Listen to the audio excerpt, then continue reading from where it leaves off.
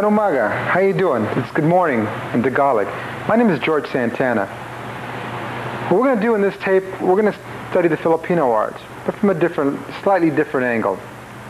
I belong to an association that deals with the preservation of traditional arts as they were taught or should be taught. Meaning, in the Filipino arts, what we do is try to maintain, one, culture, and within that culture, that means terminology, utilizing the native language, and understanding the different aspects of the arts and how they deal with other martial arts systems that are starting to pick up the Filipino arts. We feel this is good. It's good that the art should spread, but also one should maintain the integrity and culture of the art that one is studying. In this case, the arts of Eskrima and Arnis. So, as you watch the tape, study not just the technique, but try to pick up a little bit on the terminology and a little bit of the culture and so forth. There'll be a series of tapes in the Filipino arts, and I hope you enjoy them. Anyway, watch this next segment, and we'll begin right with the basics.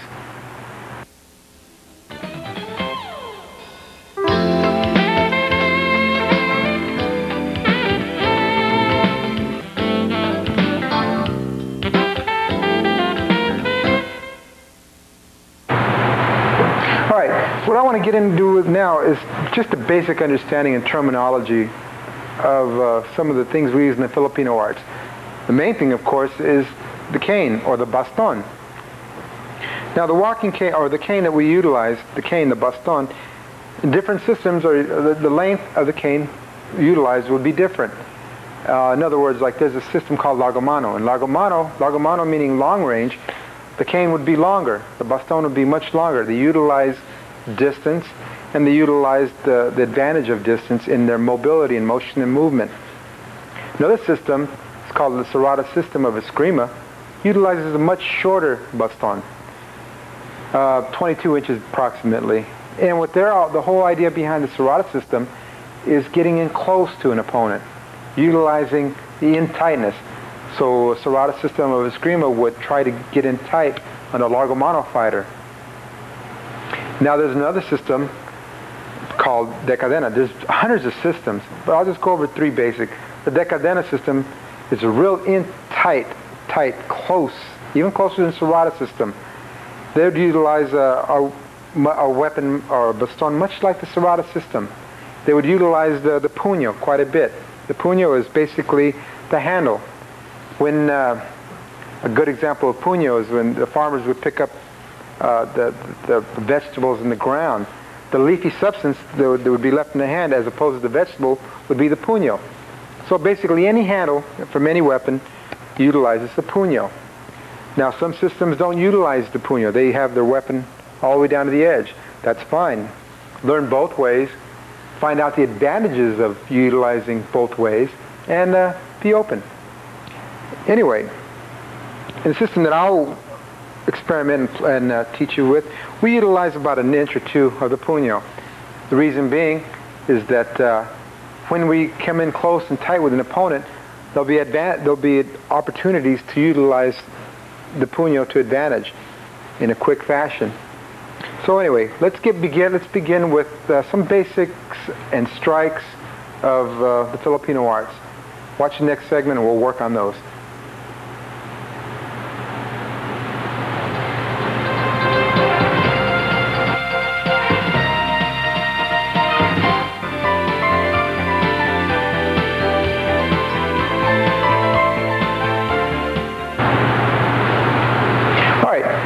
Now we're going to utilize the baston in action.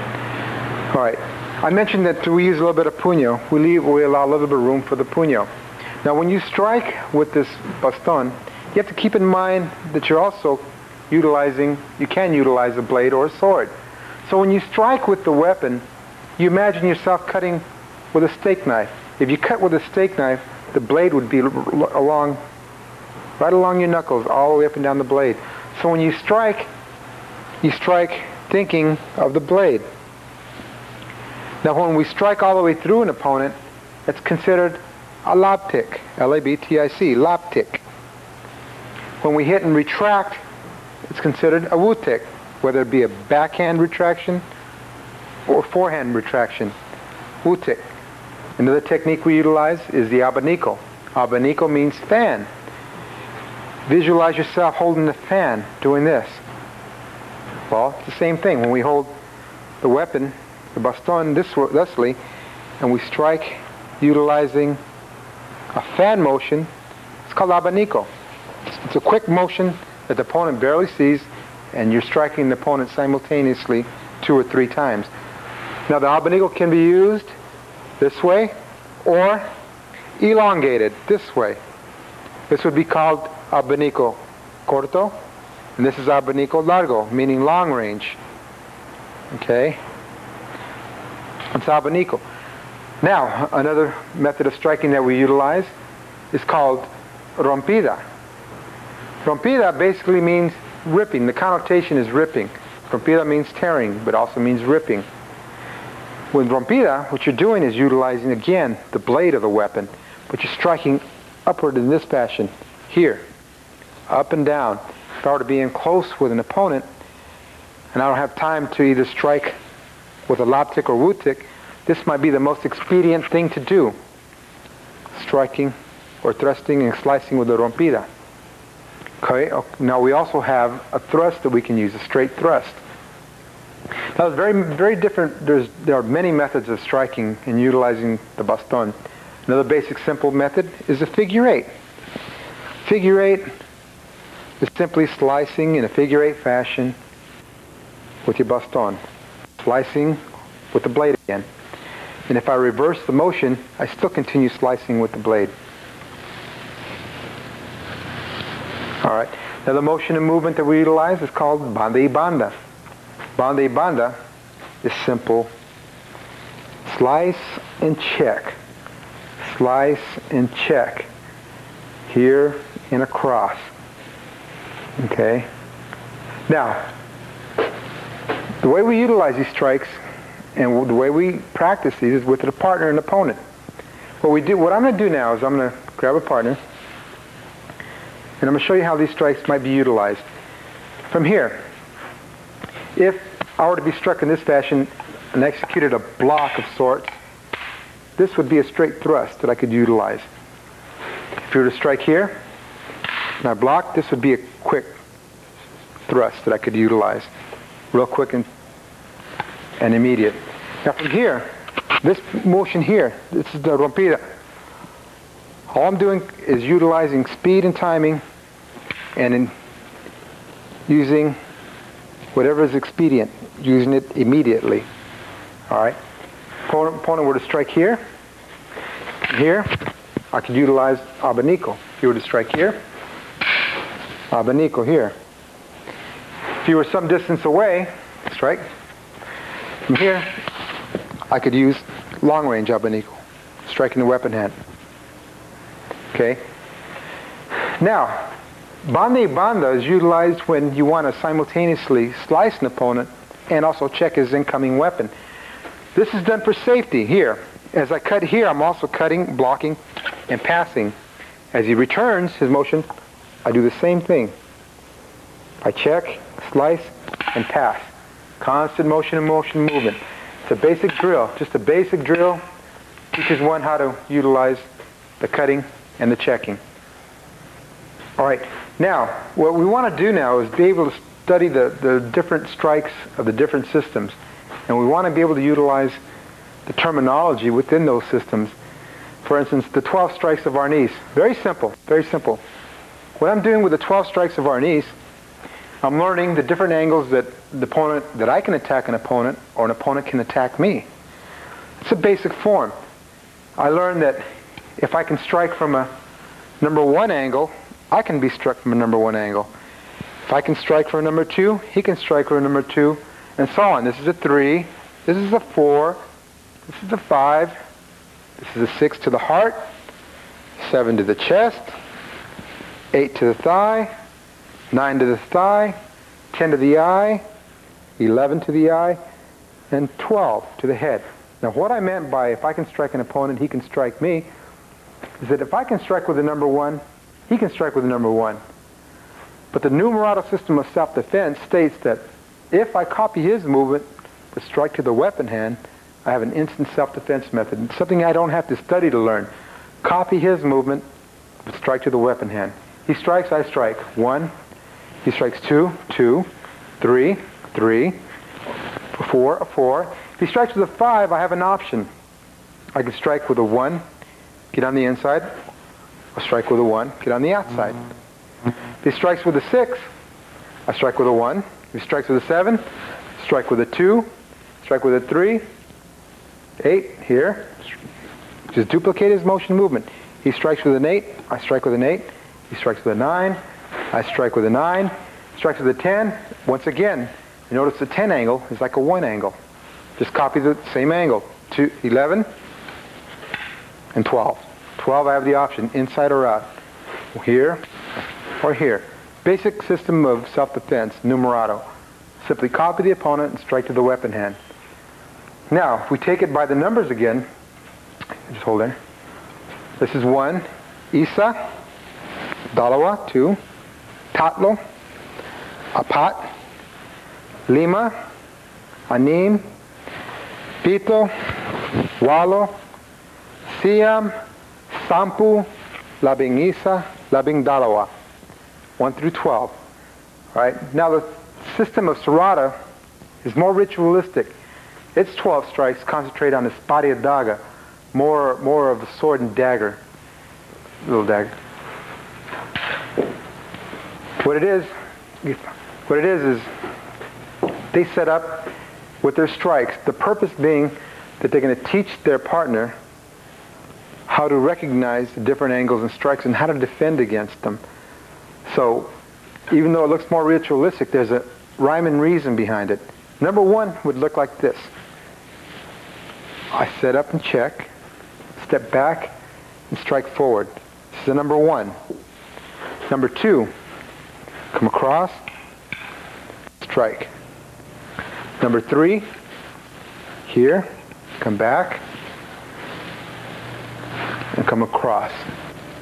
Number 4, I set up horizontally, come out with the dagger first, then the sword.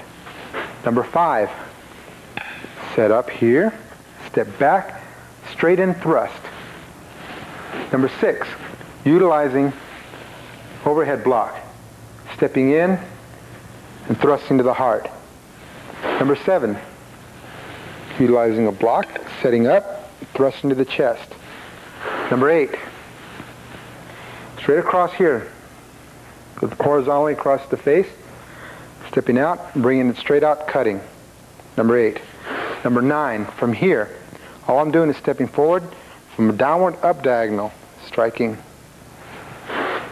Number 10, utilizing upper block again. This time what I'm going to do is come in with the dagger. Step in out with my dagger, my lead foot, and come in with a thrust to the eye. Okay. Number 11, all I'm doing is stepping back from a downward angle. I'm coming up diagonally, hitting the thigh.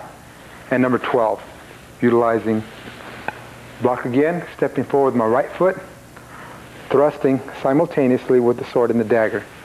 The way that looks against your partner is here. Setting up, moving back. This is a 1. Setting up, turning sideways. This is a 2. Now if you were to come over here, this is what the 2 would look like. 2. Setting up. 3. I step back, come across. 4. Horizontal, coming out with the dagger and slicing. Number 5, setting up, bring it back and thrusting in. Number 6, setting up, blocking, thrusting to the heart. Number 7, set up, thrust to the chest. Number 8,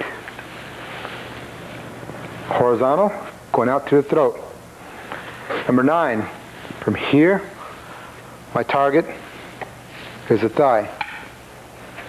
Number 10, Now number 10 is when I utilize both the sword and the dagger. Again, just like number 4. Step out with the left. When dagger goes high, the sword goes high. Number 11, set up. Stepping on back, coming forward, downward up diagonal to the thigh. And number 12, finally,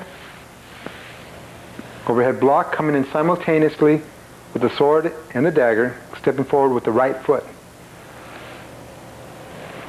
All right, these are some basic methods of striking we utilize in our Diestro Escrima. It's good to know both, understand all the different angles. In the next segment, we'll get into self-defense, motion and movement, and dealing with the basics. Watch.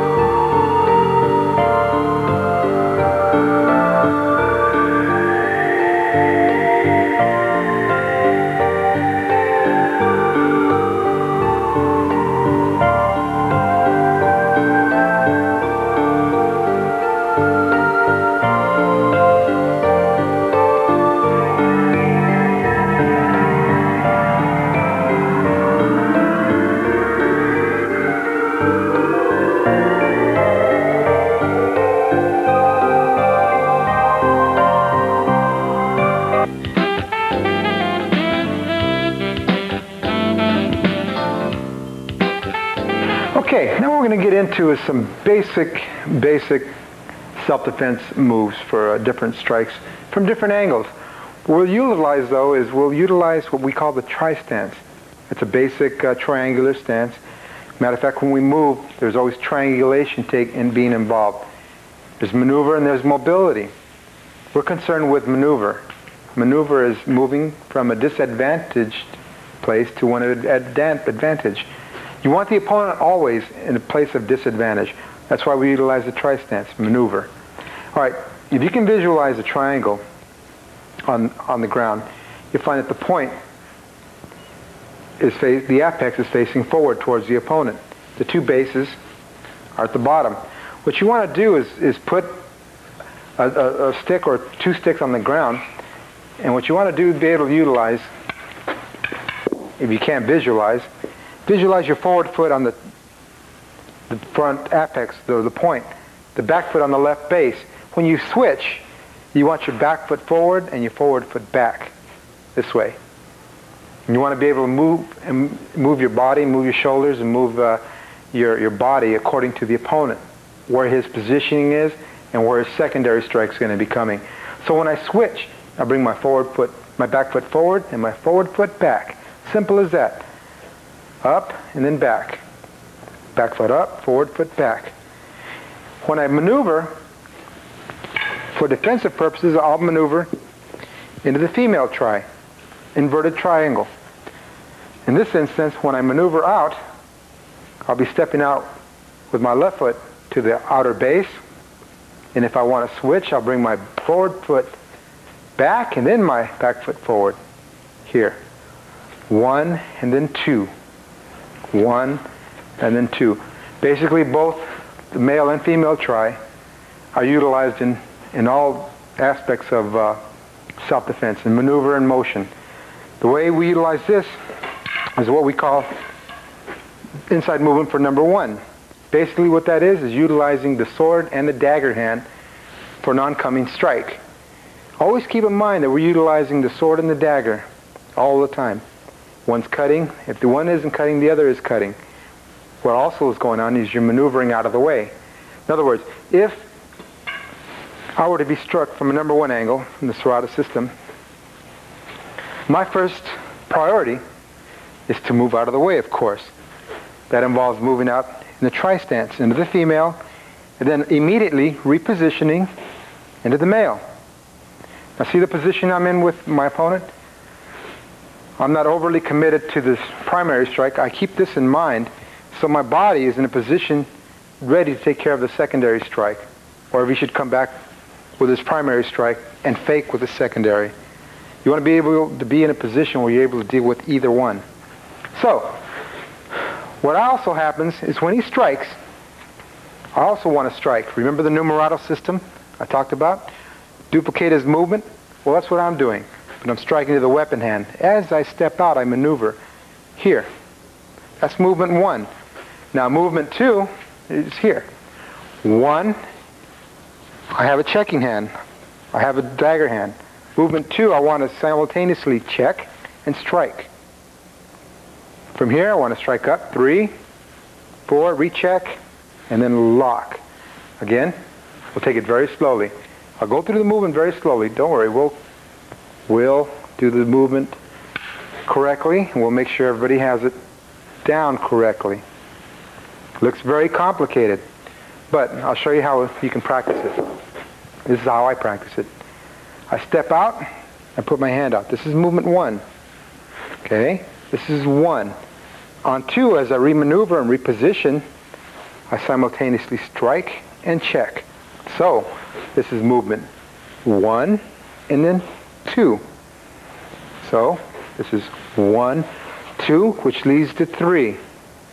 Then 4, check, and lock. So, it will look like this. 1, 2, cutting up with the blade. 3, 4, check, and lock. You'll find that if you get this movement down, if you understand this movement, all the movements in Serrata will derive from this. All you have to do is get it once. Then you'll have it made. 1, 2, 3, 4, check, and lock. Again, slowly. 1, 2, 3, 4, check, and lock. Once you have this, once you want to speed it up a little bit, just get comfortable with it, not too quick. Again. Okay, get the motion and movement down. Take your time with it. Because once you have this, it leads us to the outside movement for the same attack. Here. The outside movement. When he strikes, we want to do the same thing. First thing is what? Move. Simultaneously, as we move, we check. Immediately, we strike, check, strike, and lock. Now it looks different, but it's actually the same thing that we did for the inside. Back. Again, moving and checking. Striking, repositioning and checking, hit, and lock. Okay, again. Now, the way it looks, Imaginary opponent is this. 1, 2. Simple, isn't it? 1, 2. Reposition. 3, 4, and lock. Take it again slowly. 1, 2. Reposition. 3, 4, and lock. One more time. Follow with me. 1, 2. Reposition. 3, 4, and lock. You can make it as smooth as Tai Chi. Again, motion is 1, 2, 3, 4, and lock. Get comfortable with it. Again. Simple motion and movement. You get stuck, go back to 1, 2, 3, 4, and lock. Simple motion and movement. Now, we have the inside and we have the outside. Now, we've taken care of two different angles. Let's go back to the one angle again. Now, we have the inside motion. If his strike were to become from more of a Arnis, let's say Arnis angle, he strikes here, we could actually accomplish the same inside motion and movement for number 1. In other words, whether he strikes here or he strikes in this fashion, we can accomplish the same disarm or the same defense. If, however, we wanted to disarm the individual, we have what we call blocking with the brace. Now, blocking with the brace isn't actually stopping the motion. It's going with the motion and utilizing his motion to accomplish a disarm. In this instance, number 1 disarm. The way it's accomplished is I give a little with it. As I do, I grab and twist. What happens, it puts his hand in a very weak position. I disarm. Over here. He strikes. For camera purposes, I'll go very slowly. But in reality, this would be a very quick disarm. From here, I give a little. As I do, I twist. See the angle it puts his weapon hand in? Weapon comes out very easily. From here, I can utilize abanico or any other technique I wish to utilize. Again, slowly. I block, go with it, and utilize the opponent's weapon. Okay. Now, the same principle can be applied if I have no weapon, if I'm weaponless. If he strikes, my first priority, my first actual thing that I want to accomplish is get inside the weapon. Get inside the weapon. Either I want to be completely out of his range, or I want to be inside. This is a bad place to be. So I want to be inside. Once I'm here, I can accomplish a very simple basic block. When you start off, just utilize both open hands. It's the basic premise for the dos pares block, which is really 2 strikes or a simultaneous strike and a hit. So anyway, what we'll do is we'll step in and block it here. Once you get used to doing this, throw a punch maybe. From here, reach, turn, and push out, and you have your opponent's weapon. Again, slowly, step 1. This is 2. From here, reach, twist, and disarm. Basically what you're doing is dislodging quickly. 1, 2, 3. Okay, from this angle. Again. 1, 2, 3, and disarm. From here you can utilize your opponent's weapon. Now, as you recall, we did the outside number 1. From here, if the opponent were to strike from this angle, we have what we call a number 2 disarm. The way you utilize that disarm is here. This is how you do it. He strikes. You block. Same thing, same principle. The block isn't a complete block. It's a little give block. As he gives, you put your palm up on his palm. All you're going to do from here is go clockwise. Go clockwise and go back up to 12 o'clock. Your palm will be facing down now at 12 o'clock. From here, you're in position to lock him.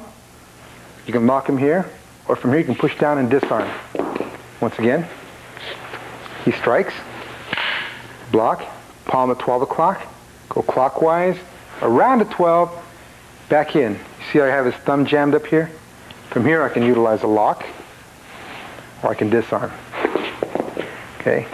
Once again, if I don't have a weapon, I can accomplish the same disarm. By what? Using the dos pares block. Blocking here, or hitting here. Doesn't matter. Once you get used to blocking, put your palm up just like as if we had the stick. 12 o'clock. Go clockwise, around, back up to 12. I have his thumb in here, locked. From here I can just utilize a break, or I can disarm and strike. Okay, that's the basic number 2 disarm. And once again, when you practice the motion and movement, if you recall the outside movement for number 1 was 1, 2, 3, 4, you can utilize that when you practice your disarms. Okay, if I had the stick, strike over here. Oh, it doesn't matter. Here, strike, yeah. 1, 2, 3, 4. Recall that motion and movement. Practice that with the empty hand. 1, 2, 3, 4. Then go to a disarm. So you've just combined structure with free form. Okay. Now we'll get into a different technique. This technique is called Lagomano 5 for number 1. He strikes overhead. What I do, so I'm going to utilize the straight thrust, number 5 thrust. From here, after I accomplish the thrust, I'm going to strike 1, 2, 3, and lock. Back.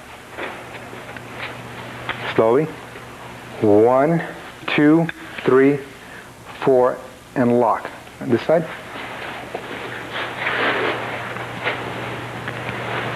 1. What am I doing? I'm stepping out, evading, checking, simultaneously thrusting. So back again. The movement is 1. Now from here, where I want to utilize my weapon. So the easiest thing for me to do would be to slice up. But once I'm here at this point, I want to remaneuver, check, hit, and lock, and be prepared for a secondary. Once again. 1, 2, 3, 4, and lock. Okay. The way it looks is this. As the strike is coming, my first priority is to get out of the way and check, simultaneously thrusting. Now watch how I twist my weapon. Slice up. 1, 2. Immediately, this is a weak position, so immediately I want to recheck, reposition, strike, and lock, and prepare for the secondary.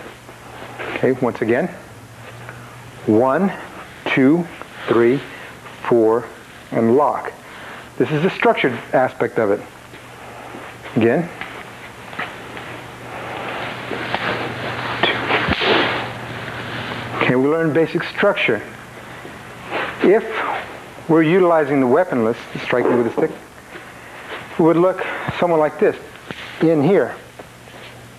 This could be a break here or here. And a strike. You can utilize the same basic motion and movement. If you forget, you just go by the numbers. 1, 2, 3, 4, 5. Okay? All right, now from that same angle, if you were to strike, I want to utilize, if I want to utilize a disarm, I can utilize what's called the number 4 disarm here and lift up and disarm.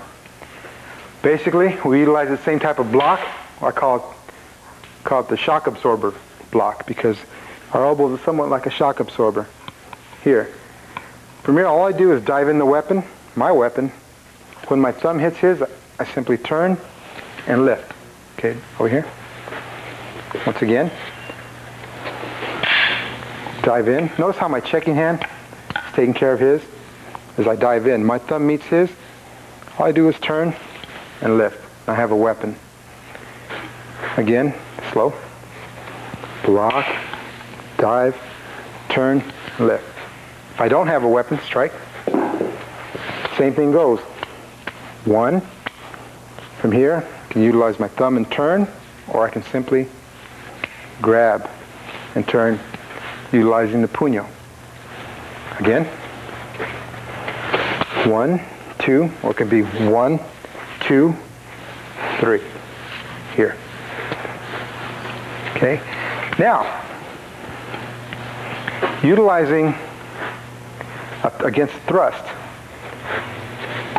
we have what we call simply a deflection block. What we're deflecting with our sword, but at the same time what we're doing is slicing with cutting with our dagger hand. Again, simple motion and movement. 1. Now the way I'm evading is here. As the thrust is coming, I'm stepping out and cutting and slicing. Again, 1. Now from here, after he thrusts, I'm slicing down, checking, and locking, just like the movement in inside number 1. Again. The reason why we have structures is to get you used to motion and movement, how to utilize your hands, how to utilize your sword and dagger hand. Okay, once you get used to doing that, what you might want to do is have individuals strike from this angle. Strike around. That's it. Striking and executing the same type of motion and movement. Okay, again. Slowly. Now the motion and movement is exactly the same. 1, 2, 3, 4, 5. You have this in number 1. If, however, you want to disarm from here, if he strikes from here, you can strike up. From here, you can execute a simple number 5 disarm. Boy, that's the... Here, as he strikes or as he thrusts, it doesn't matter. From here, you cut up. From here, I can utilize either my thigh as a backstop or my hand. From here, simply disarm and dislodge. If you look at his hand, what's happening is that as I move this way, he's in a weaker and weaker position till we get to the point where he no longer has the weapon. It's called number 5 disarm. Thrust.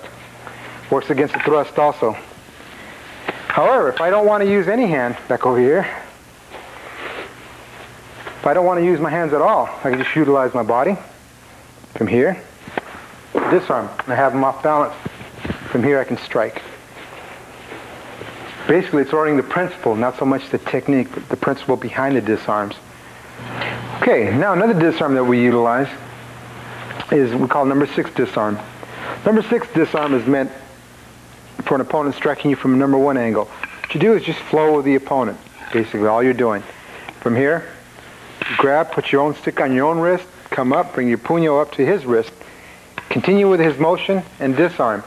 Again.